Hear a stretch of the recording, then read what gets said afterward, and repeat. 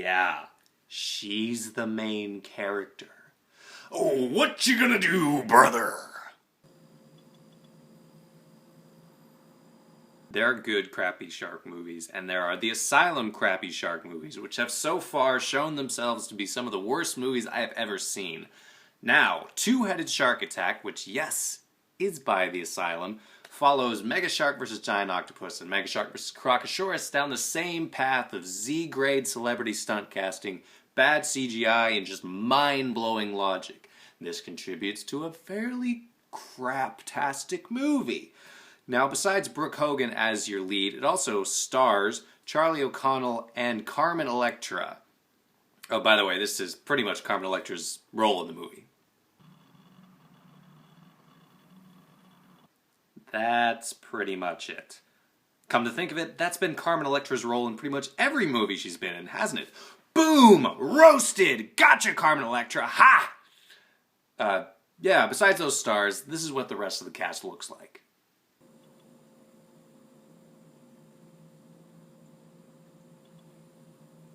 As you can see, many of our no-name actors and actresses are wearing very little. Now, not many of them have a purpose. They're pretty much there to look good and get violently eaten by the shark later. You have seen one of these movies before, right? But there are a few that stand up above the rest. First of all, there's the Middle Eastern dude on the right-hand side of the picture. He plays a Nerdist character and seems to be the only one there to learn and not to get a tan. No, I swear that wasn't a skin color joke. Well, I mean, not that kind of skin color. Moving on, one of my favorite things about this movie is the fact that there's a scene where a stereotypical frat boy dude is giving this guy crap for knowing a lot about marine life. And pretty much every single busty bikini-clad woman in that scene turns and goes, "No, why are you picking on him? That's fine. It's cool that he knows things." Because just like in real life, a killer shark movie is a situation where learning and knowing something about the world around you doesn't make you a nerd. It makes you less likely to get eaten violently and terribly later on in the film. Now, being a giant douchebag does not really get you the same thing. Now, in addition to that guy, there's also this lady. That, my friends, is Pink Bikini Girl. Now, Pink Bikini Girl decides to form a friendship with Brooke Hogan sort of near the beginning of the movie when you're figuring out everyone's character.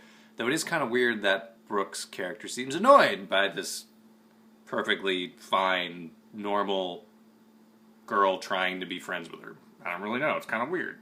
But anyway, Brooke Hogan's character, Pink Bikini Girl, and the nerd guy form the hero triad, if you will. The most likable characters, the most intelligent characters, and therefore the characters that are going to survive the longest. Which is good, because it doesn't take long for the killer shark, or sharks, or I'm just going to call it one shark, okay? Starts destroying everything that moves. The first to go is this one dude and these two girls that he just really, really, really wanted to get in a three-way with. Ironically, the shark doesn't like promiscuous sex on a beach, so away they go, dead by CGI.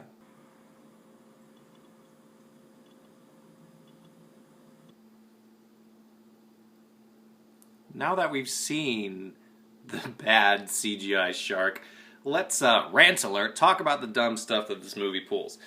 Okay, I assume that you moved your hand through a pool of water or the ocean, or you kind of seen what it's like, you know, you move your hand one way, it goes quickly. You move your hand a different way, finger spread, something like this, it moves a little more slowly.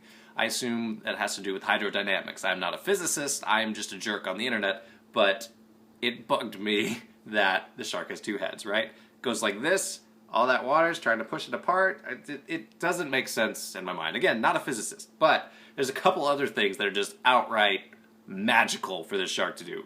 First of all, every shark movie has the problem where they have to keep getting their characters in the water or into a place where the shark can eat them, right? So, this shark does it the simple way by just ramming the island and its coral base or whatever with its faces until the island sinks. That is a thing it can do without killing itself, apparently. Even worse, there's one point later on which I think is what kills Carmen Electra and Jerry O'Connell, or Charlie O'Connell. Sorry, Jerry. But it just pretty much attacks the island with a tidal wave and involves, actually, you know, the more I think about it, the more this shark is actually a Pokemon. Who knew? Now, possibly the most dumbest and mind-numbing thing about the movie, yes, worse than the shark-earthquake tidal wave combo, is how Brooke Hogan just kind of fights the shark. So, here's what her plan is. Now, keep in mind that the shark has pretty much just been destroying everyone else throughout the entire movie. I mean, it makes sense. It is basically a great white with two heads and seemingly magical powers. So, Brooke's plan is to walk out into waist-deep water wearing nothing but the bikini top and the shorts. I don't remember if she ditched them at that point. With a stick, and cut her hand so that the blood comes out and the shark gets distracted and comes to her, and then just kind of hit it. Here's what that looks like in the movie, followed by a ridiculous reenactment.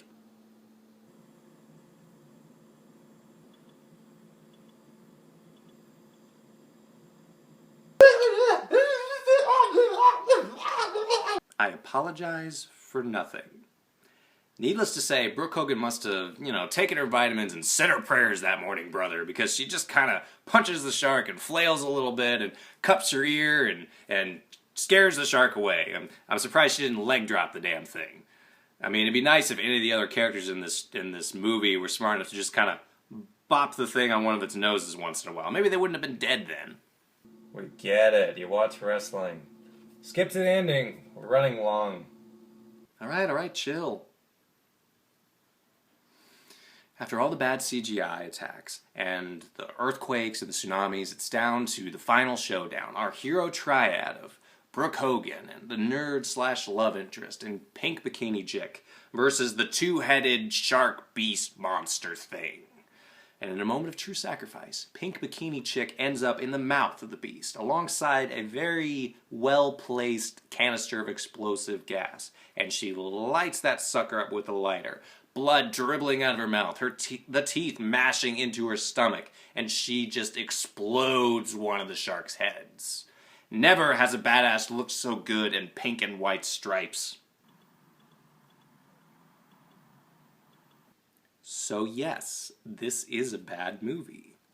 The effects are bad, the holes in the science and logic are as big as the Pacific Ocean, and the main character is written and performed to be weirdly unlikable. It is definitely an Asylum movie. It is Asylum schlock. But, unlike a lot of the other movies I have watched and reviewed for this YouTube series, it does create some likable characters that I wanted to root for. Namely the Pink Bikini Chick. It's almost like it was her movie and then they added Brooke Hogan in for funsies, I guess. So yeah, it's not as bad as it could be. I was rooting for people. I guess what I'm trying to say is, my heart goes out to you, Pink Bikini Chick. We'll always have Paris.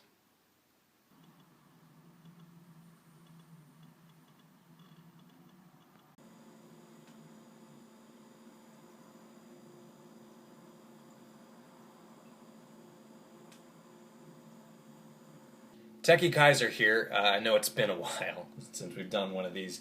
We're currently using a downgraded production platform, which is a fancy way of saying that I am filming this with an iPhone camera and uploading it to YouTube using YouTube Capture, which doesn't seem to allow still pictures to be part of the video process. So, doing the best I can. We're going to look into some different options, but we've always been kind of lo-fi, so if you are interested in any of my other creative outlets, I have written 2 fantasy action books called Pawns of Concealia and The Coiled Serpent.